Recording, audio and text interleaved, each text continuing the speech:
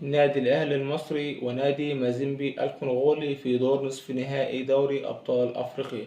هقول لكم على توقيت المباراة، هقول لكم على تاريخ مواجهات النادي الأهلي ومازيمبي الكونغولي، وهقول لكم كمان على التشكيل المتوقع للنادي الأهلي. السلام عليكم ورحمة الله وبركاته. قبل ما أبدأ معاكم يا ريت ما تنسوش باللايك. عايز أوصل بالفيديو ده لأكبر من اللايكات والاشتراك في القناة، ده شيء أساسي. عايز أوصل ل1000 مشترك. من أول حاجة معانا توقيت المباراة، مباراة النادي الأهلي ومازيمبي الكونغولي. المباراة هتتلعب الساعة 13 عصرا، مع العلم في مباراة تانية برضك في نصف النهائي، مباراة الترجي التونسي ومباراة صن داونز الجنوب أفريقي. المباراة هتتلعب على أرض الترجي التونسي الساعة 9 مساء. نروح بقى على تاريخ مواجهات النادي الأهلي ومازيمبي الكونغولي.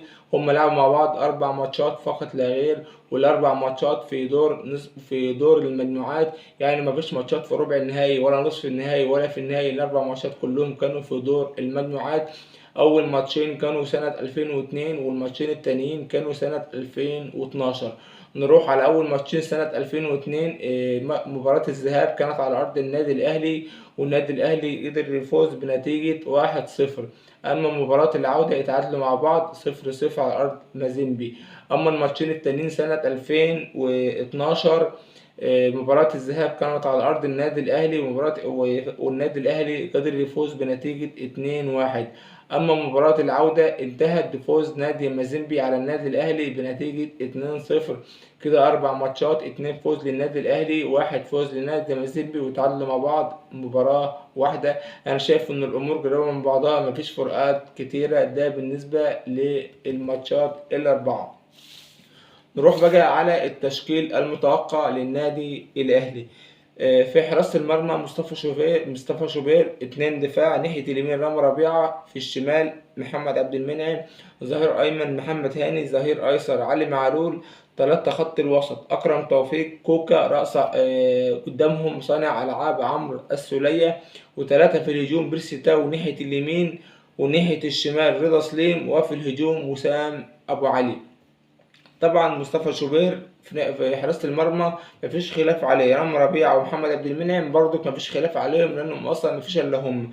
محمد هاني أيضا وعلي معلول أيضا مفيش خلاف عليهم. الكلام كله في خط الوسط. بالله عليك يا مارسيل يا كولر، ما تألفش في التشكيل، وما تخطرفش زي آخر مباراة، زي مباراة الزمالك، وما تنزليش أي لاعب غير التلاتة دول، أكرم توفيق وعمرو السولية. أنا نزلتهم الاتنين لان طبعا مفيش، لا انت عندك لعيبه طبعا في النادي الاهلي كلهم مصابين. انا طبعا قلت لك على احسن لعيبه متاحه عندك.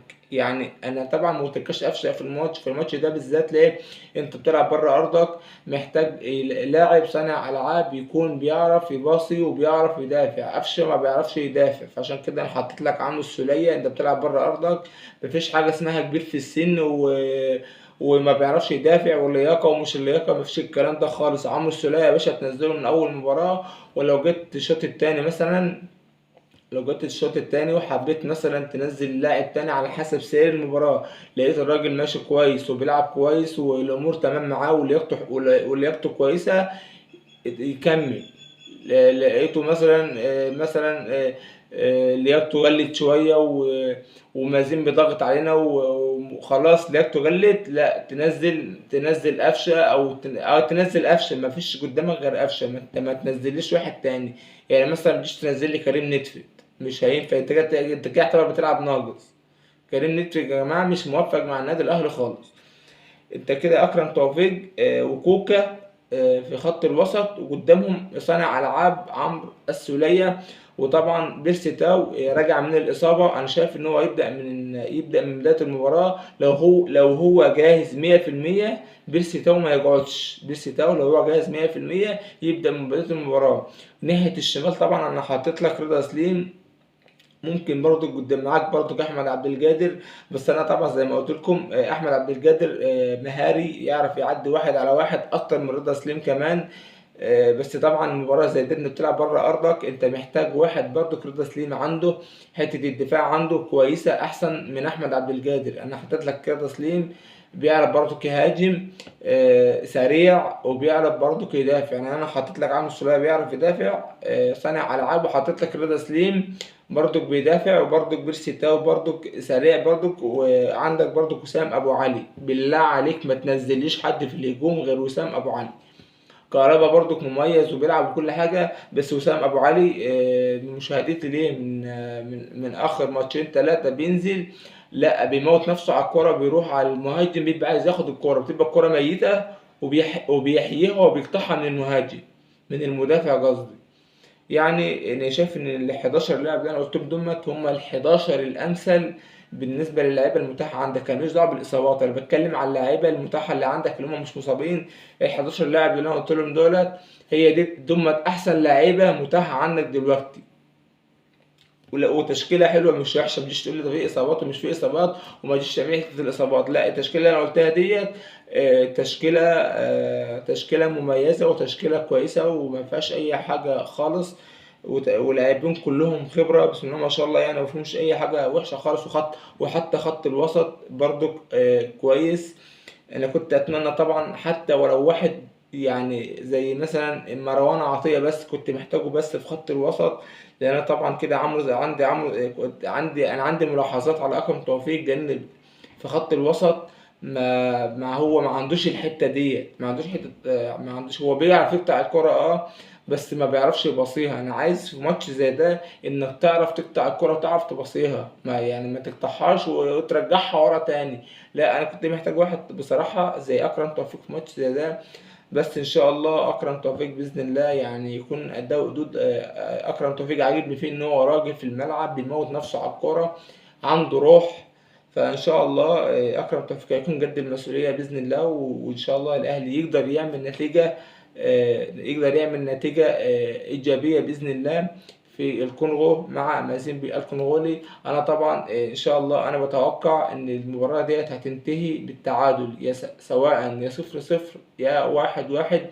اتمنى ان هي تكون 1-1، لان طبعا المباراه هدف خارج الديار باتنين، هدف خارج الديار باتنين. لسه في افريقيا الهدف باتنين، لان طبعا في اوروبا الموضوع ده اتلغى خالص، مفيش حاجه اسمها جوه ارضك وبره ارضك. الهدف جوه ارضك او بره ارضك هو هدف واحد، ما بيتحسبش باتنين. زي ما شفنا كلنا مباراه ريال مدريد ومانشستر سيتي، اتعادلوا 3-3 على أرض ريال مدريد، وراحوا تعادلوا مع بعض أيضا بنتيجة 1-1 على أرض مانشستر سيتي. المفروض كده لو الهدف باتنين، المفروض يكون مانشستر سيتي يصعد، لأن طبعا أحرز 3 أهداف في مرمى ريال مدريد.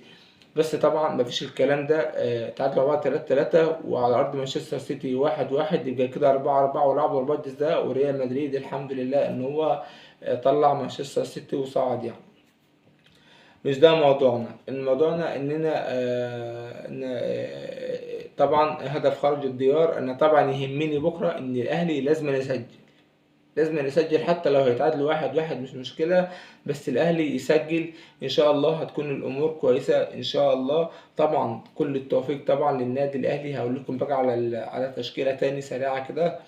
مصطفى شوبير في حراسة المرمى، اتنين دفاع، ناحية اليمين رامي ربيعة، ناحية الشمال محمد عبد المنعم، ظهير أيسر محمد هاني، ظهير أيمن محمد هاني، ظهير أيسر علي معلول. تلاتة في خط الوسط أكرم توفيق وكوكا، قدامهم عمرو السولية صانع ألعاب. تلاتة في الهجوم بيرسي تاو ناحية اليمين، ناحية الشمال رضا سليم، وفي الهجوم رأس حربة وحيد وسام أبو علي. وكل التوفيق طبعا للنادي الأهلي. ولا في حد أهلاوي بيتفرج عليا يا ريت تكتب لي في الكومنتات تتوقع النتيجة كام بالظبط. إن شاء الله كل التوفيق للنادي الأهلي. وبكده أكون وصلت معاكم لنهاية فيديو النهاردة. أتمنى من أي حد شاهد الفيديو لحد دلوقتي يا ريت ما يبخلش عليا باللايك. عايز أوصل بالفيديو ده لأكبر عدد من اللايكات، والاشتراك في القناة ده شيء أساسي. عايز أوصل ل1000 مشترك. والسلام ختام.